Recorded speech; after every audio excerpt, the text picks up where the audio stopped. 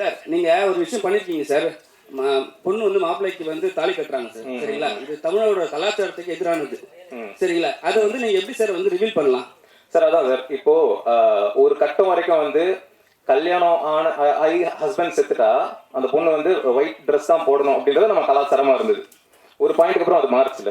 இப்போ புருஷன் செத்துட்டா பொண்டாட்டி வந்து உடன்கட்டை ஏறணும் அப்படின்றது கலாச்சாரமா இருந்தது. ஒரு பாயிண்ட்ல அது மாறுச்சுல.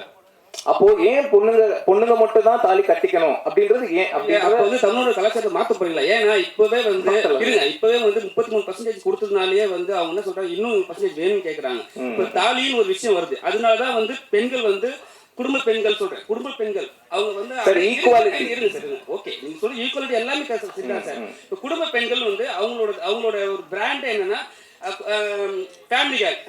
ஃபேமிலி உமன் அப்படிதான் சொல்லுவாங்க. இப்ப நீங்க வந்து தாலியே நீங்க வந்து ஒரு தமிழோட கலாச்சாரத்தையும் மாத்த போறீங்கன்னு சொல்லிட்டு ஒரு விஷயம்